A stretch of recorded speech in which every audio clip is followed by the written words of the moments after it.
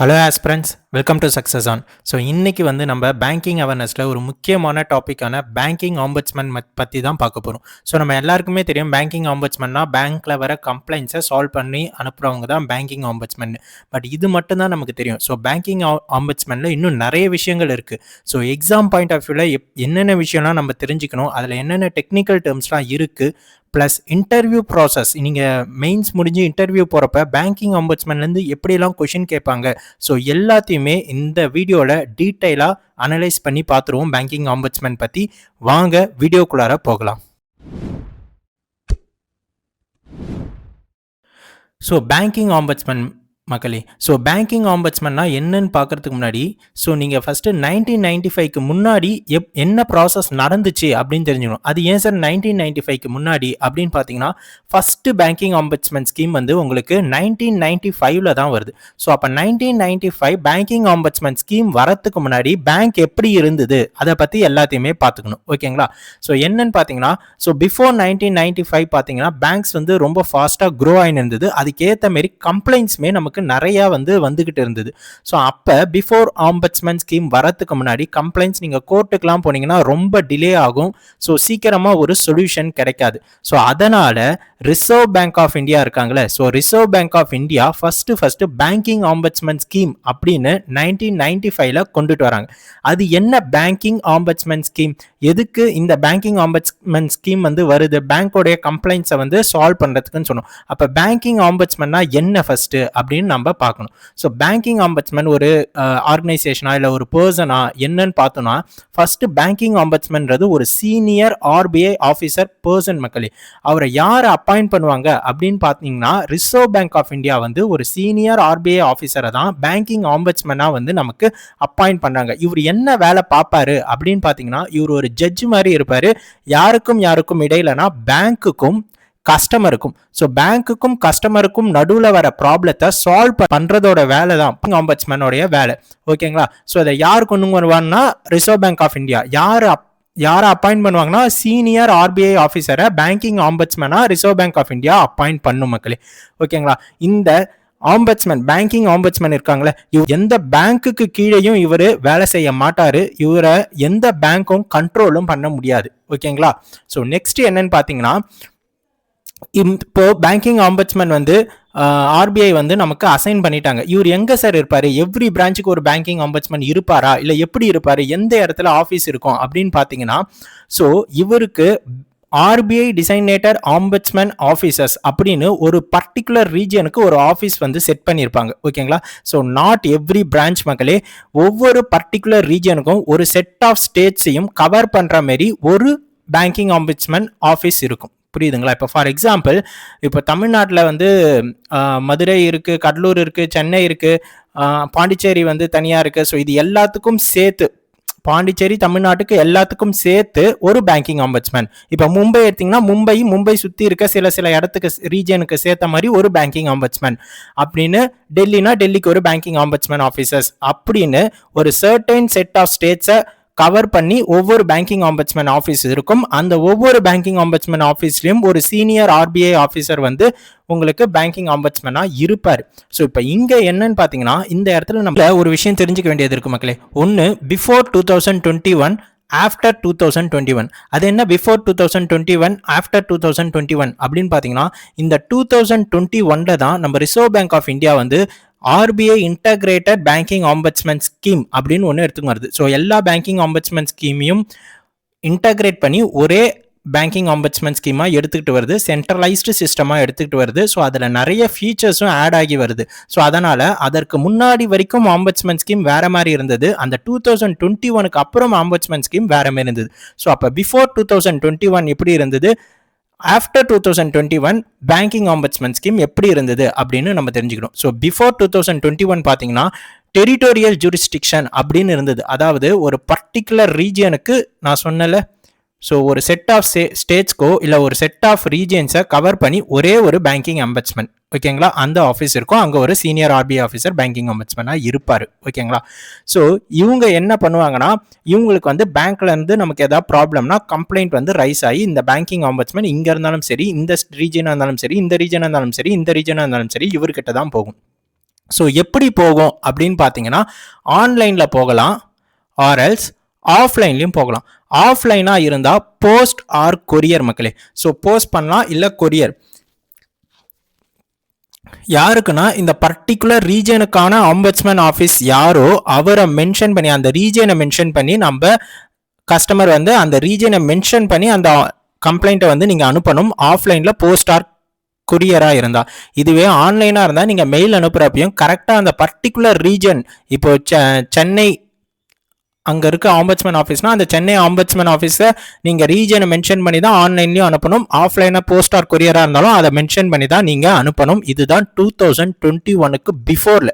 இதே 2021 அப்புறம் என்ன ஆயிடுச்சுன்னா சென்ட்ரலைஸ்டு சிஸ்டம்னு ஆயிடுச்சு. அதாவது நீங்கள் எங்கேருந்து வேணாலும் கம்ப்ளைண்ட் ரைஸ் பண்ணலாம். அது அந்த சாஃப்ட்வேர் வந்து பர்டிகுலர் ரீஜனுக்கு ஒரு ஆம்பட்ஸ்மேன் அவங்க வச்சிருப்பாங்க. இது இன்டர்னலி அவங்க வச்சிருப்பாங்க. இங்க எக்ஸ்டர்னலியாவே இருந்தது நம்ம கரெக்டா இவருக்கு தான் அனுப்பணும்னு. இங்க வந்து அவங்க இந்த ரீஜனை இந்த ஆர்பிஐ ஆஃபீஸர்ஸ் பார்ப்பாங்கன்னு வச்சிருப்பாங்க. நீங்க ஜஸ்ட் கம்ப்ளைண்ட் ரைஸ் பண்ணா போதும். அது வந்து எந்த ரீஜனுக்கு போகணுமோ அந்த ரீஜனுக்கு வந்து பர்டிகுலரா அந்த ஆம்பட்ஸ்மேன் ஆஃபீஸ்க்கு அது அனுப்பி வச்சிடும். இதுதான் ஆஃப்டர் 2021. ஸோ ஆன்லைனா இருந்தா இமெயில், ஆஃப்லைனா இருந்தா physical complaint letter through post or courier மக்களே. ஓகேங்களா? ஸோ நெக்ஸ்ட் என்னன்னு பார்த்தீங்கன்னா ஆஃப்டர் 21 நான் சொன்னல சென்ட்ரலைஸ்டு கம்ப்ளைண்ட் ப்ராசஸிங் சிஸ்டம்னு சொல்லுவாங்க. ஸோ 2021 அப்புறம் ஆம்பட்ஸ்மேன் ஸ்கீம் எப்படி வந்துச்சுன்னா சென்ட்ரலைஸ்டு கம்ப்ளைண்ட் ப்ராசஸிங் சிஸ்டம். அதாவது சாஃப்ட்வேர் அசைன் கம்ப்ளைண்ட்ஸ். நீங்கள் வந்து கம்ப்ளைண்ட் ரைஸ் பண்ணால் போதும், அது எந்த ரீஜனில் இருக்க ஆம்பட்ஸ்மேன் ஆஃபீஸ்க்கு போகணுன்றதை அந்த சாஃப்ட்வேர் அந்த சிஸ்டமே டிசைட் பண்ணி அனுப்பும். ஓகேங்களா? ஸோ ஆஃப்லைன்லையும் நீங்கள் அனுப்பலாம். ஆஃப்டர் 2021 ஆஃப்லைன் கம்ப்ளைண்ட்ஸ் அவைலபிளான்னு கேட்டிங்கன்னா அவைலபிள், பேண்டெல்லாம் கிடையாது. So through post or courier அனுப்பலாம். பட் ஆன்லைனில் தான் ப்ரிஃபரபிள் மோடாக எல்லாரும் சூஸ் பண்ணாங்க. ஸோ ஆன்லைன் மோடுன்னு வந்துச்சுன்னா email, phone call, video conference if needed. ஓகேங்களா? வேணும்னா தான் வீடியோ கான்ஃபரன்ஸ். ஓகேங்களா? ஓகே, இப்போ நம்ம பிஃபோர் 2021 இருக்கட்டும், ஆஃப்டர் 2021 இருக்கட்டும், இப்போ நம்ம ஒரு கம்ப்ளைண்ட் ரைஸ் பண்ணோம்னா நேரில் கூப்பிட்டு பார்ப்பாங்களா? பிசிக்கல் ஹியரிங் இருக்குமா? அதுக்கு பேர் என்னன்னு பார்த்தீங்கன்னா அந்த technical term discretion of ombudsman சொல்லுவாங்க. ஸோ ஆம்பட்ஸ்மேன் வந்து அந்த பிசிக்கல் ஹியரிங் வேணுமா, அந்த physical presence of the customer required or not அப்படின்றத தான் டிஸ்கிரிஷன் ஆஃப் ஆம்பட்ஸ்மேன் சொல்லுவாங்க. மேக்சிமம் இங்கே ரேர் மக்களே, ரேராக தான் பிஃபோர் 2021 இருந்தது நேரில் அப்பியர் ஆகிறது. ஆஃப்டர் 2021 பார்த்தீங்கன்னா இன்னும் ரேர் ஆயிடுச்சு, வெரி ரேர் அது. ஓகேங்களா? ஸோ மேக்சிமம் கூப்பிடவே மாட்டாங்க. ஓகேங்களா? ஸோ நெக்ஸ்ட் என்னன்னு பார்ப்போம், டைம்லைன். ஓகே, இப்போ நம்ம ஏதோ ஒரு எக்ஸாம்பிள், ஒரு ப்ராப்ளம், ஏடிஎம்ல வந்து நமக்கு ஏதோ ஒரு இஷ்யூ, அதனால நம்ம வந்து கம்ப்ளைண்ட் ரைஸ் பண்ண போகிறோம். யாருக்குன்னா ஆம்பட்ஸ்மேனுக்கு ரைஸ் பண்ண போகிறோம். ஸோ ஸ்ட்ரெயிட்டாக ஆம்பட்ஸ்மேனுக்கு வந்து நம்ம கம்ப்ளைண்ட்டை ரைஸ் பண்ணிடலாமா ஃபர்ஸ்ட் எடுத்தவொடனே அப்படின்னு கேட்டிங்கன்னா கிடையாது மக்களே. ஸோ இதை நீங்கள் வந்து இன்டர்வியூ ப்ராசஸில் கேட்கலாம். இப்போ சப்போஸ் உங்களுக்கு பேங்க்கில் ஒரு இஷ்யூ, உங்களுக்கு ஏதோ ஒரு செக் இஷ்யூவோ இல்லாட்டி வந்து இன்ட்ரெஸ்ட் இஷ்யூவோ இல்லாட்டி ஏடிஎம் இஷ்யூவோ வருது, நீங்கள் ஸ்ட்ரெயிட்டாக ஆம்பட்ஸ்மேனுக்கு வந்து நீங்கள் ரீச் பண்ணிக்கலாமா, ஃபர்ஸ்ட் எடுத்தவொடனே அதை பண்ணலாமான்னு கேட்டிங்கன்னா கிடையாது, அந்த மாதிரி பண்ணவும் முடியாது. ஓகேங்களா? ஃபர்ஸ்ட் ஸ்டெப் 1 என்னன்னு பார்த்தீங்கன்னா நீங்க அந்த கம்ப்ளைண்ட்டை கன்சர்ன்டு பேங்க்குக்கு தான் எடுத்துட்டு போகணும். ஓகேங்களா? ஸோ கன்சர்ன் பேங்கோ, நான் பேங்கிங் ஃபினான்ஷியல் கம்பெனியோ, பேமெண்ட் ஆப்போ, ஸோ ஃபர்ஸ்ட் அங்கே தான் எடுத்துட்டு போகணும். உங்களுக்கான டைம் பீரியட் என்னன்னு பார்த்தீங்கன்னா 0 to 30 days. நீங்க கம்ப்ளைண்ட் ரைஸ் பண்ண அந்த பீரியட்ல இருந்து 30 daysக்குள்ளார உங்களுக்கு பேங்க் வந்து ரிப்ளை பண்ணணும். ஓகேங்களா? இந்த மாதிரி ரிப்ளை பண்ற இந்த 30 days இருக்குல்ல, இந்த 30 days தான் வந்து நம்ம கூலிங் பீரியட்னு சொல்லுவோம். இது ரொம்ப இம்பார்ட்டன்ட் மக்களே. இன்டர்வியூல கேட்கலாம், கூலிங் பீரியட்னா என்னன்னா, நான் எனக்கு வந்து ஒரு ஏடிஎம் இஷ்யூவோ இல்லை ஏதோ ஒரு இஷ்யூ பேங்க்ல இருந்து வருது, அந்த இஷ்யூவை வந்து நான் பேங்க்ல வந்து கன்சர்ன்டு பேங்க்ல வந்து போய் சப்மிட் பண்ணியிருக்கேன் through online R offline. So அப்போ வந்து ஒரு 30 days நான் வெயிட் பண்ணுவேன் ஃபார் பேங்க் ரிப்ளைக்காக. அந்த 30 days தான் நம்ம வந்து கூலிங் பீரியட்னு சொல்லுவோம். ஸோ இந்த மாதிரி நம்ம கன்சர்ன்டு பேங்க்குக்கு அனுப்புறோம்ல, அதோடைய டெக்னிக்கல் டேர்ம் என்னன்னு பார்த்தீங்கன்னா internal grievances redressal mechanism. internal grievances redressal mechanism அப்படின்னா என்னன்னு பார்த்தீங்கன்னா பேங்க் ஓன் கம்ப்ளைண்ட் சிஸ்டம். அந்த கன்சர்ன் பேங்க்குக்கு கஸ்டமர் கிட்ட இருந்து வர கம்ப்ளைண்ட். ஓகேங்களா? ஓகே, இப்போ 30 days ஆயிட்டு அந்த பேங்க் வந்து ரிப்ளை பண்ணணும், இல்லை ரிப்ளை பண்ணல. ஓகேங்களா? 2 இஷ்யூ இருக்கு. ஃபர்ஸ்ட் திங், 30 daysக்குள்ளார அந்த பேங்க் ரிப்ளை பண்ணல ஆர்எல்ஸ் ரிப்ளை பண்ணி அந்த ரிப்ளை பண்ணது எனக்கு சாட்டிஸ்ஃபைடா இல்லை அப்படின்னா நம்ம நெக்ஸ்ட் என்ன பண்ணணும்னா அந்த காஸ் ஆஃப் ஆக்ஷன் நடந்ததுல, அந்த காஸ் ஆஃப் ஆக்ஷன் நடந்ததுல இருந்து 1 year கணக்கு மக்களே. வித்தின் 1 இயர்க்குள்ளார நீங்கள் வந்து ஆம்பட்ஸ்மேனை ரீச் பண்ணலாம் த்ரூ ஆன்லைன் ஆர் ஆஃப்லைன். அதே தான். ஸோ வித்தின் 1 இயர்க்குள்ளார அந்த காஸ் ஆஃப் ஆக்ஷன் நடந்ததுலேருந்து நீங்கள் ஆம்பட்ஸ்மேனை ரீச் பண்ணி உங்கள் கம்ப்ளைண்ட்டை ரைஸ் பண்ணலாம். ஓகேங்களா? ஸோ கம்ப்ளைண்ட் வந்து ரைஸ் ஆயிடுச்சு, ஆம்பட்ஸ்மேன் கிட்ட போயிடுச்சு. இப்போ இங்கே பிஃபோர் 2021 ஒரு ப்ராசஸ் நடந்தது, ஆஃப்டர் 2021 ஒரு ப்ராசஸ் நடந்தது. என்னன்னா ரெண்டுத்துலேயுமே ஃபர்ஸ்ட் திங் என்னன்னா பேங்கிங் ஆம்பட்ஸ்மேன் கிட்ட அந்த கம்ப்ளைண்ட் பண்ணதும் இங்கே அந்த க்ரைட்டீரியாவை செக் பண்ணுவாங்க. அவங்க ஒரு லிஸ்ட் வச்சுருப்பாங்க, ஏடிஎம் இஷ்யூவா, செக் இஷ்யூவா, அந்த பர்டிகுலர் க்ரைட்டீரியாவில் வந்து கரெக்டாக வந்து ஃபிக்ஸ் ஆகிருக்கா, நீங்கள் கொடுத்த கம்ப்ளைண்ட் வந்து ஃபிக்ஸ் ஆகிருக்கா, எலிஜிபிள் க்ரைட்டீரியாவை கரெக்டாக கொடுத்துருக்கீங்களா. பிஃபோர் 2021 எப்படின்னா நீங்கள் கரெக்டான க்ரைட்டீரியாவை சூஸ் பண்ணி இருந்தீங்கன்னா அவர் வந்து அதை எடுத்துப்பார், அக்செப்ட் பண்ணிப்பார். இன்கேஸ் எடுத்துக்கலன்னா அதை ரிஜெக்ட் பண்ணிடுவார்.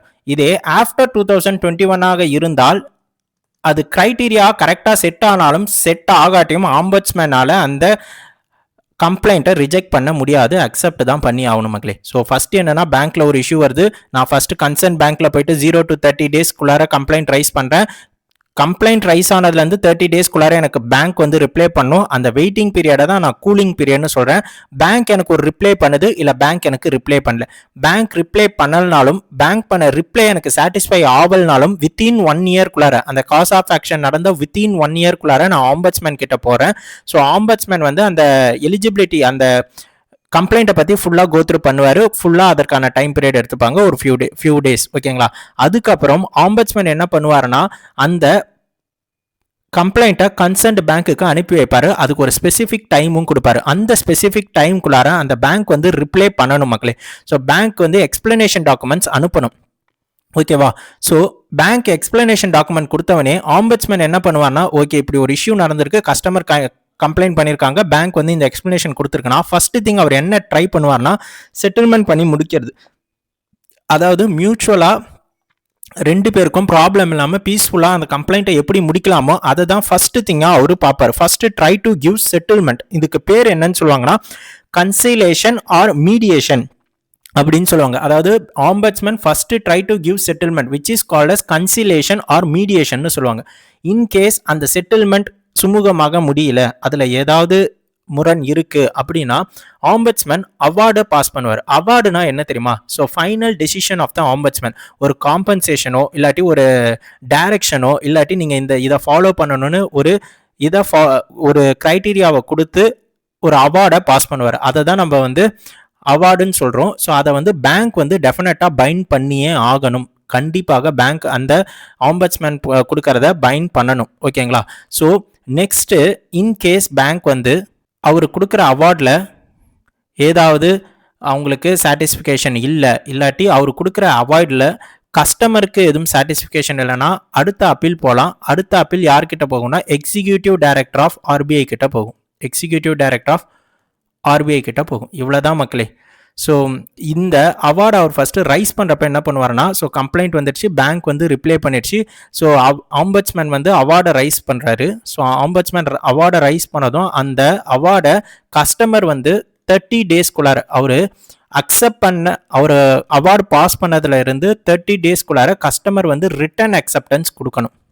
இவர் அக்செப்ட் பண்ண 30 டேஸில் இருந்து, அதாவது கஸ்டமர் அக்செப்ட் பண்ண 30 டேஸில் இருந்து பேங்க் வந்து அதுக்கு அதில் என்ன மென்ஷன் பண்ணியிருக்காங்களோ அதை செய்யணும். ஓகேங்களா? ஸோ இன்கேஸ் இவங்க ரெண்டு பேருக்குமே அதில் சாட்டிஸ்ஃபை ஆகலை அப்படின்னா appeal to the executive director of RBI. Okay sir, in case ombudsman வந்து அவார்ட் பாஸ் பண்ணி 30 டேஸ்க்குள்ளார கஸ்டமர் அந்த அவார்டை அக்செப்ட் பண்ணலனா என்ன ஆகும்னு கேட்டிங்கன்னா அந்த அவார்டு வந்து லேப்ஸ் ஆகிடும் மக்களே. ஓகேங்களா? ஸோ அவ்வளோதான். ஸோ ஃபஸ்ட்டு ஆம்பட்ஸ்மேன் அவார்டை பாஸ் பண்ணுவார். அந்த அவார்டை பேங்க் வந்து பைண்ட் பண்ணணும். பிஃபோர் தட் அந்த அவார்டை வந்து ஃபஸ்ட்டு வந்து ரிட்டர்ன் அக்செப்டன்ஸ் கொடுக்கணும் கஸ்டமர் வித்தின் 30 டேஸ்க்குள்ளார. இவர் அக்செப்ட் பண்ணதுலேருந்து பேங்க் போயிட்டு இன்கேஸ் இவர் அக்செப்ட் பண்ணனா அவார்டு வந்து லேப்ஸ் ஆகிடும். ஸோ நெக்ஸ்ட்டு இவர் அக்செப்ட் பண்ணதுலேருந்து பேங்க் வந்து அதுக்கு காம்பன்சேஷன் கொடுக்கணும். மிஸ்டேக் இருந்தால் கரெக்ட் பண்ணணும். அதில் ஏதாவது டைரக்ஷன் ஃபாலோ பண்ணுறது இருந்தால் ஃபாலோ பண்ணணும். ஸோ இவங்க ரெண்டு பேருக்கும் இந்த அவார்டில் ஏதாவது ப்ராப்ளம் இல்லை சாட்டிஸ்ஃபை ஆகலைன்னா அவங்க நெக்ஸ்ட் அப்பீல் வந்து எக்ஸிக்யூட்டிவ் டைரக்டர் ஆஃப் ஆர்பிஐ கிட்ட போகலாம். ஸோ இதுதான் ஆம்பட்ஸ்மேன். ஸோ சிம்பிளாக ஒரு ஓவர்வியூ பார்ப்போமா? ஃபஸ்ட்டு எனக்கு ஒரு பேங்க் இருக்குது, இந்த பேங்க்கில் வந்து ஒரு இஷ்யூ இருக்குது. ஃபார் எக்ஸாம்பிள் ஒரு ஏடிஎம் இஷ்யூ இருக்குன்னு வச்சுக்கோங்க, ஏடிஎம் இஷ்யூ. ஸோ நான் என்ன பண்ணுறேன்னா ஃபஸ்ட்டு இந்த கம்ப்ளைண்ட்டை கன்சர்ன் பேங்க்குக்கு அனுப்புகிறேன் 0 to 30 டேஸ்க்குள்ளார. ஸோ பேங்க் என்ன பண்ணும், பேங்க் வந்து நான் கம்ப்ளைண்ட் ரைஸ் பண்ண டேல இருந்து அந்த டேல இருந்து 30 டேஸ்க்குள்ளார எனக்கு ரிப்ளை பண்ணணும். ஸோ ரிப்ளை பண்ணல, இல்லாட்டி பண்ண ரிப்ளை சாட்டிஸ்ஃபை ஆகல. ஸோ இந்த 30 டேஸை தான் நம்ம ஃபஸ்ட்டு என்னன்னு சொல்கிறோம், கூலிங் பீரியட்னு சொல்கிறோம். ஸோ பண்ண ரிப்ளை எனக்கு சாட்டிஸ்ஃபை ஆகல, இல்லாட்டி ரிப்ளைவே பண்ணலன்னா நெக்ஸ்ட் நான் யார்கிட்ட போகிறேன், ஆம்பட்ஸ்மேன் ஸ்கீம், ஆம்பட்ஸ்மேன் கிட்ட போகிறேன். ஓகேங்களா. இதற்கு எவ்வளோ time period, from the cause of action வந்து வித்தின் 1 இயர்க்குள்ளார நான் ஆம்பட்ஸ்மேன் கிட்ட கம்ப்ளைண்ட் பண்ணுவேன். ஸோ ஆம்பட்ஸ்மேன் கிட்ட கம்ப்ளைண்ட் பண்ணதும் அவர் க்ரைட்டீரியா அந்த கம்ப்ளைண்ட்டை பற்றி எல்லாமே செக் பண்ணுவார். ஸோ செக் பண்ணிவிட்டு அவர் என்ன சொல்லுவார்னா கன்சர்ன் பேங்க்குக்கு அந்த இஷ்யூவை அனுப்பி வைப்பார். ஒரு ஸ்பெசிஃபிக் டைம் கொடுப்பார் அது. ஸோ பேங்க் வந்து எக்ஸ்ப்ளனேஷன் டாக்குமெண்ட்டை ஆம்பட்ஸ்மேனுக்கு அனுப்பும். ஓகேங்களா. ஸோ ஆம்பட்ஸ்மேன் இதை படிச்சுட்டு ஃபஸ்ட்டு என்ன ட்ரை பண்ணுவார்னா பேங்க், கஸ்டமர் இவங்க 2 பேருக்கும் நடுவுலையும் பீஸ்ஃபுல்லாக மியூச்சுவலாக அந்த ப்ராப்ளமை சால்வ் பண்ண பார்ப்பார். இன்கேஸ் ப்ராப்ளம் சால்வ் ஆகலை அப்படின்னா ஆம்பட்ஸ்மேன் என்ன பண்ணுவார்னா அவார்டை ரைஸ் பண்ணுவார். இந்த அவார்டை இவர் ரைஸ் பண்ண 0லேருந்து 30 டேஸ்க்குள்ளார கஸ்டமர் ரிட்டர்ன் அக்செப்டன்ஸாக பண்ணணும். ஓகேங்களா. ஸோ கஸ்டமர் அக்செப்ட் பண்ண அந்த டேட்லேருந்து 0 to 30 டேஸ்க்குள்ளார பேங்க்கு அதில் என்ன மென்ஷன் பண்ணியிருக்காங்களோ, ஃபார் எக்ஸாம்பிள் காம்பன்சேஷனா காம்பன்சேஷன், மிஸ்டேக்கை கரெக்ட் பண்ணிக்கோங்க, இந்த டைரக்ஷனை ஃபாலோ பண்ணுங்கன்னு மென்ஷன் பண்ணியிருந்தா அதை பேங்க் வந்து ஃபாலோ பண்ணணும். ஸோ இதோட அந்த ப்ராசஸ் முடிஞ்சிடும். இன்கேஸ் இவங்க 2 பேருக்குமே இதில் சாட்டிஸ்ஃபை ஆகலைன்னா இவங்க நெக்ஸ்ட் அப்பீலாக வந்து எக்ஸிக்யூட்டிவ் டைரக்டர் ஆஃப் ஆர்பிஐ கிட்ட போகலாம். இன்கேஸ் அவார்டு கொடுத்த 0 to 30 டேஸ்க்குள்ளார கஸ்டமர் அதை அக்செப்டன்ஸ் பண்ணல, ரிட்டர்ன் அக்செப்டன்ஸ் பண்ணலன்னா அந்த அவார்டு என்னவாகும், லேப்ஸ் ஆகிடும். இதுதான் ஆம்பட்ஸ்மேனோட வேலை. ஸோ இந்த வேலையை செய்யறதுக்காக தான் ஃபஸ்ட்டு பேங்கிங் ஆம்பட்ஸ்மேன் ஸ்கீம்னு 1995 வந்து யார் கொண்டு வராங்கன்னா ரிசர்வ் பேங்க் ஆஃப் இந்தியா கொண்டு வராங்க. ஸோ எந்த செக்ஷன் கீழே கொண்டு வராங்க, எந்த ஆக்ட் கீழே கொண்டு வராங்க அப்படின்னு பார்த்தீங்கன்னா section 35 of banking regulation act 1949 கீழே கொண்டுட்டு வராங்க. ஸோ ஆர்பிஐ ஃபர்ஸ்ட் 1995 இந்த பேங்கிங் ஆம்பட்ஸ்மேன் ஸ்கீம் எதுக்கு எடுத்துகிட்டு வராங்கன்னா பேங்க் கஸ்டமர்ஸ் சால்வ் கம்ப்ளைண்ட்ஸ் எல்லாத்தையும் சால்வ் பண்ணுறதுக்காக எடுத்துகிட்டு வந்தாங்க. ஸோ எடுத்துக்கிட்டு வந்தப்ப இது எக்ஸாம் பாயிண்ட் ஆஃப் வியூ முக்கியம். எடுத்துக்கிட்டு வந்தப்ப என்ன இருந்தது அப்படின்னு பார்த்தீங்கன்னா ஷெட்யூல்டு கமர்ஷியல் பேங்க் மட்டும்தான் அதில் இன்க்ளூட் ஆகி இருந்தது மக்களே. ஸோ என்பிஎஃப்சிஸ் அதில் வர கம்ப்ளைண்ட்டு அண்ட் டிஜிட்டல் பேமெண்ட்ஸ் அப்போ வரவே இல்லை. ஸோ இதை ரெண்டுத்தையுமே அதில் இன்க்ளூட் பண்ணலை. இதுலேருந்து வர கம்ப்ளைண்ட்ஸ் பேங்கிங் ஆம்பட்ஸ்மேன் கிட்ட போகாது. ஒன்லி ஷெட்யூல்டு கமர்ஷியல் பேங்க்ஸ்லேருந்து வர கம்ப்ளைண்ட்ஸ் மட்டும்தான் போயிட்டு இருந்தது. எப்போ 1995. ஓகேவா.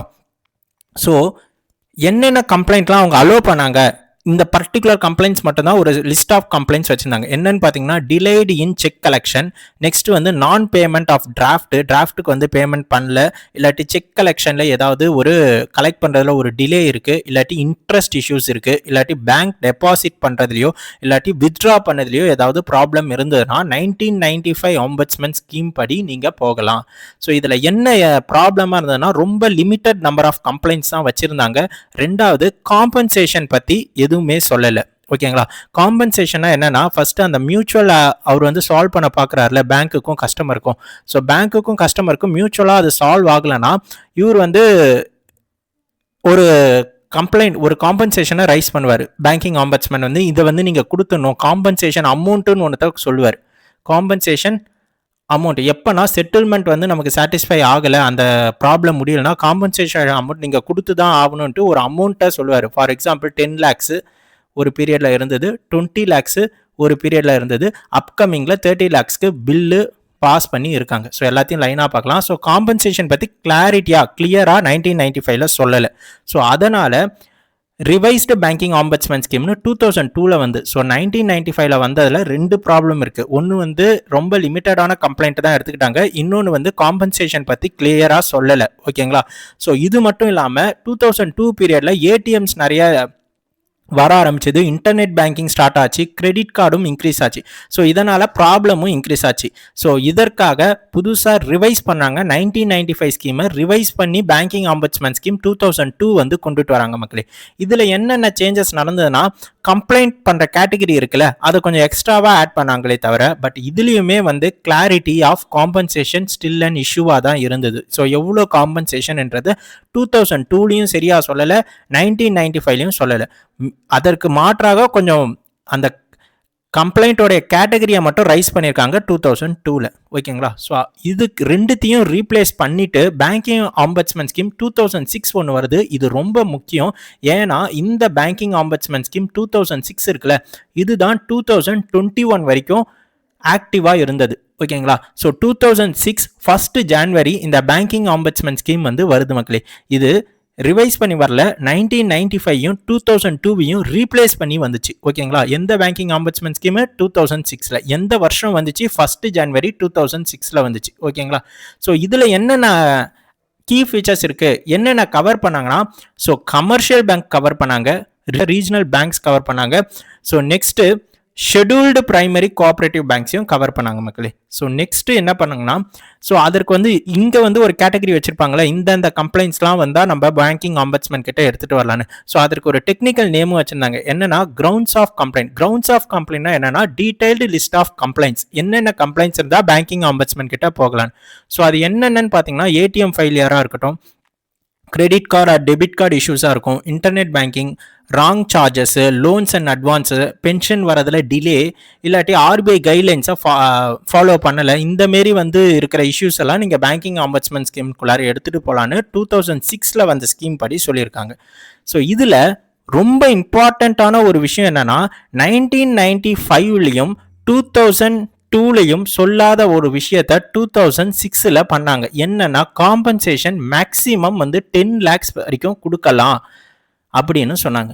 ஆனால் இந்த காம்பன்சேஷன் 10 lakhs வந்து ஒன்லி ஃபார் ஃபினான்ஷியல் லாஸ்க்கு மட்டும்தான், அதை பற்றி மட்டும்தான் பேசியிருந்தாங்களே தவிர ஹராஸ்மெண்ட்கான காம்பன்சேஷன் பற்றி அவங்க எதுவுமே சொல்ல. அதாவது பேங்க் அலகழிச்சது, இல்லை சரியாக ரிப்ளை பண்ணாது, மன உடைச்சலுக்கு ஆளானது, இதுக்கெல்லாம் ஒரு காம்பன்சேஷன் இருக்கும். அதை பற்றி அவங்க எதுவுமே கிளியராக சொல்லலை. எப்போனா இந்த 2006ல் வந்த காம்பன்சேஷனில். ஓகேங்களா? ஸோ நெக்ஸ்ட்டு என்பிஎஃப்சிஸ் கம்ப்ளைண்ட் வந்து இப்போது இனிஷியலாக கவரே பண்ணலை இந்த 2006லேருந்து. ஓகேங்களா? ஸோ நெக்ஸ்ட்டு டிஜிட்டல் பேமெண்ட்டு பற்றியும் அந்த கம்ப்ளைண்ட்ஸையும் ஆம்பட்ஸ்மன்ஸ் கிட்ட எடுத்துகிட்டு போல இந்த 2006ல். ஸோ என்பிஎஃப்சியும் டிஜிட்டல் பேமெண்ட்டும் கவர் ஆகலை. அதனால் என்பிஎஃப்சிக்குன்னு ஒரு தனி ஆம்பட்ஸ்மன் ஸ்கீமு, டிஜிட்டல் பேமெண்ட்டுக்குன்னு ஒரு தனி ஆம்பட்ஸ்மன் ஸ்கீமு எடுத்துகிட்டு வராங்க. ஸோ என்பிஎஃப்சிக்கு ஆம்பட்ஸ்மன் ஸ்கீம் 2018லையும் டிஜிட்டல் டிரான்சாக்ஷன் ஆம்பட்ஸ்மன் ஸ்கீமு 2019லையும் வருது. ஸோ இந்த என்பிஎஃப்சி ஆம்பட்ஸ்மன் ஸ்கீம் 2018ல் இருக்குல்ல, இது எதை கவர் பண்ணும் அப்படின்னு பார்த்தீங்கன்னா, ஸோ கம்ப்ளைண்ட் அகேன்ஸ்ட் என்பிஎஃப்சியும் ஹவுசிங் ஃபைனான்ஸ் கம்பெனியும் இது கீழே வரும். டிஜிட்டல் டிரான்சாக்ஷனில் வர யூபிஐ, வேலெட்டு, ஆன்லைன் பேமெண்ட்டு, இதெல்லாம் இது கீழே வரும். இப்போ 3 ஆம்பட்ஸ்மன் ஸ்கீம் இருக்குங்களா, 2006, 2018, 2019. இங்கே NBFC housing companies, housing finance company, இதோட கம்ப்ளைண்ட்ஸ் போகும். இங்கே யூபிஐ, வேலெட்ஸு, ஆன்லைன் பேமெண்ட்ஸு, இதோட கம்ப்ளைண்ட் போகும். இங்கே நார்மல் பேங்க்ஸோடைய கம்ப்ளைண்ட்ஸு இங்கே போகும். இப்போ 3 ஆம்பட்ஸ்மன் ஸ்கீம் இருக்குது. இது 3 தான். இது 2006ல் வந்தது, இது 2018ல் வந்தது, 2019ல் வந்தது, 2021 வரைக்கும் உங்களுக்கு வேலிடாக இருந்தது. ஓகேங்களா? ஸோ 2021ல் என்ன பண்ணுறாங்க அப்படின்னு பார்த்தீங்கன்னா, integrated ombudsman scheme 2021, Reserve Bank integrated ombudsman ஸ்கீம்னு 2021ல் 12th நவம்பர் அப்போ கொண்டுட்டு வராங்க.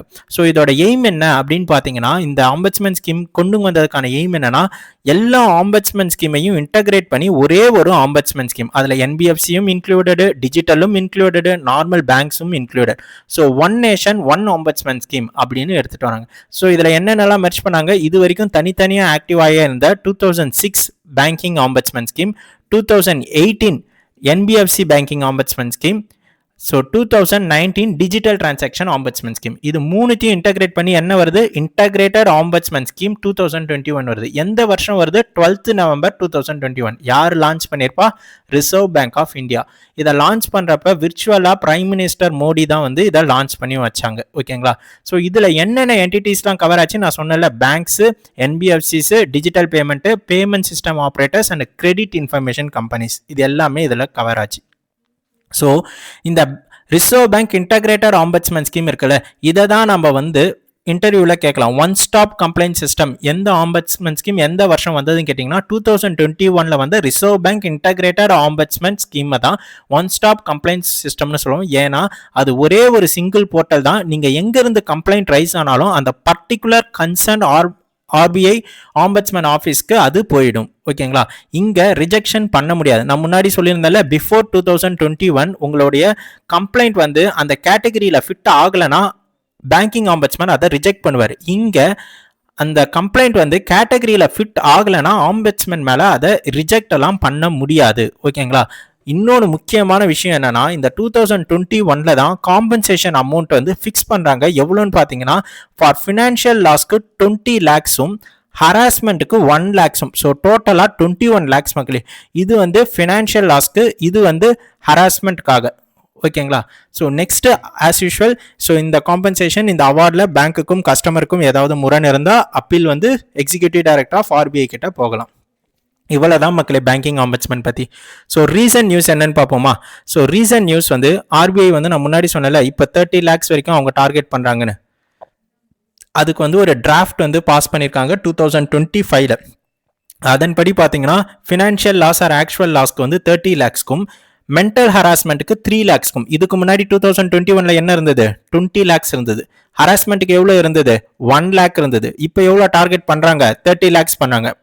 மென்டல் ஹராஸ்மெண்ட்டுக்கு 3 lakhsக்கு டிராஃப்ட் தான் பாஸ் பண்ணியிருக்காங்க, இன்னும் ஆக்ட் ஆகலை. ஓகேங்களா, ஸோ நெக்ஸ்ட் என்னன்னு பார்த்தீங்கன்னா January 1, 2026, ஸோ இப்போ வரப்போகுது இல்லையா, ஸோ அதுலேருந்து ஒரு 2 monthsக்கு நேஷன் வைட் கிரீவியன்சஸ் ரிட்ரஸல் டிரைவ்னு ஒன்று கண்டக்ட் பண்ண போகிறாங்க. எத்தனை மாதத்துக்கு, 2 மாதத்துக்கு. எப்பயிலேருந்து 1 January 2026 2 monthsை கால்குலேட் பண்ணிப்பாங்க. இந்த drive nation wide grievances redressal டிரைவ்ல என்ன பண்ணுவாங்கன்னா, இது வரைக்கும் நிலுவையில் இருக்கும்ல கம்ப்ளைண்ட்ஸ் நிறையா, அது எல்லாத்தையும் சால்வ் பண்ணுறதுக்கு. ஸோ நெக்ஸ்ட் வந்து ரீசன்ட் நியூஸ்ல ஒரு ரிப்போர்ட் வந்திருக்கு. என்னன்னு பார்த்தீங்கன்னா, ரைசிங் கம்ப்ளைண்ட்ஸ், அதாவது பேங்கிங் இருக்கட்டும், என்பிஎஃப்சியா இருக்கட்டும், டிஜிட்டலா இருக்கட்டும், அதில் வர கம்ப்ளைண்ட் வந்து இந்த ஃபினான்ஷியல் இயர் 2024-25 பார்த்தீங்கன்னா இன்க்ரீஸ் ஆயிருக்கு மக்களே. எப்படி இன்க்ரீஸ் ஆயிருக்குன்னா 1.33 million வந்திருக்கு. ப்ரீவியஸ் இயர்ல எவ்வளோ இருந்ததுன்னு பார்த்தீங்கன்னா 1.18 million தான் இருந்திருக்கு. ஸோ அப்போ ப்ரீவியஸ் இயர் கம்பேர் பண்ணுறப்ப இந்த வருஷம் 13.55% வந்து இன்க்ரீஸ் ஆயிருக்கு மக்களே. ஸோ நெக்ஸ்ட் இந்த மாதிரி கம்ப்ளைண்ட்ஸ் எங்கேருந்து எந்த இதுல இருந்து கரெக்டாக அதிகமான கம்ப்ளைண்ட்ஸ் வருது அப்படின்னு பார்த்தீங்கன்னா, லோன்ஸ்ல இருந்து 29.25% வந்திருக்கு.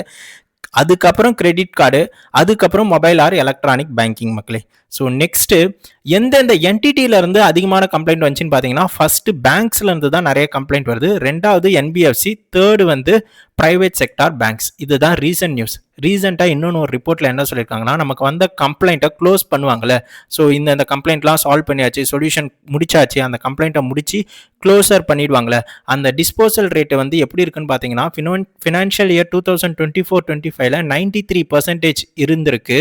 இப்போ கரண்ட்ல 24-25 இதே அதற்கு முன்னாடி வருஷம் பார்த்தீங்கன்னா 95% சால்வ் பண்ணியிருக்காங்க. ஸோ இதை கம்பேர் பண்ணுறப்ப ப்ரீவியஸ் இயர் 95% சால்வ் பண்ணாங்க, பட் ஃபினான்ஷியல் இயர் 24-25 93% தான் சால்வ் பண்ணியிருக்காங்க. அப்போ க்ளோஸ் பண்ணுறத வேலை வந்து கொஞ்சம் இங்கே டிப் ஆயிருக்கு, கொஞ்சம் கம்மியாக இருக்குது. ஸோ இவ்வளோதான் மக்களே பேங்கிங் ஆம்பட்ஸ்மேன் பற்றி. ஓகேங்களா, ஸோ கூலிங் பீரியட்னா என்ன, ஒன் ஸ்டாப் கம்ப்ளைண்ட் சிஸ்டம்னா என்ன, கிரவுண்ட் ஆஃப் கம்ப்ளைண்ட்ஸ்னா என்ன, இதெல்லாம் உங்களுக்கு இப்போ தெரிஞ்சிருக்கும். இப்போ கொஸ்டின்குள்ளார போகலாம். ஃபர்ஸ்ட் கொஸ்டின் மக்களே, under the integrated ombudsman scheme customer complaints are so allocated state வைஸா, ஹேண்டில்டு பை லோக்கல் பிரான்ச்சஸா, சென்ட்ரலி அலோகேட்டடா, டிசைடட் பை கோர்ட்டான்னு சொல்லணும். ஓகேங்களா, இங்கே என்ன கொஸ்டின் கேட்டிருக்காங்கன்னா, எதன்படினா இன்டகிரேட்டட் ஆம்பட்ஸ்மேன் ஸ்கீமை பொறுத்து. ஓகேங்களா, ஸோ நெக்ஸ்ட் கொஸ்டின் என்னன்னு பாருங்க, மேக்ஸிமம் காம்பன்சேஷன் ஃபார் ஃபினான்ஷியல் லாஸ்ன்னு கேட்டிருக்காங்க. ஸோ கொஷின் படிக்கிறப்ப கிளியராக படிக்கணும். So maximum compensation for financial loss வந்து எதன் கீழ் கேட்டிருக்காங்க, Reserve Bank integrated ombudsman scheme 2021 படி எவ்வளோன்னு கேட்டிருக்காங்க. ஸோ தேர்ட் கொஸ்டின் என்னன்னு பாருங்க, டோட்டல் மேக்ஸிமம் ரிலீஃப் டோட்டலாக எவ்வளோன்னு கேட்டிருக்காங்க. டோட்டல் மேக்ஸிமம் ரிலீஃப் எதன் கீழன்னு கேட்டிங்கன்னா, reserve Bank integrated ombudsman scheme 2021 கீழே. ஸோ நெக்ஸ்ட் வந்து கூலிங் ஆஃப் பீரியடு எத்தனை டேஸ்ன்னு கேட்டிருக்காங்க. ஸோ இந்த 4 கொஸ்டினுக்கான ஆன்சர் என்னன்றதை கமெண்ட் பாக்ஸில் கமெண்ட் பண்ணுங்க மக்களே. ஸோ பேங்கிங் ஆம்பட்ஸ்மேன்னா உங்களுக்கு அப் டு 95% எல்லாமே நமக்கு சொல்லியாச்சு.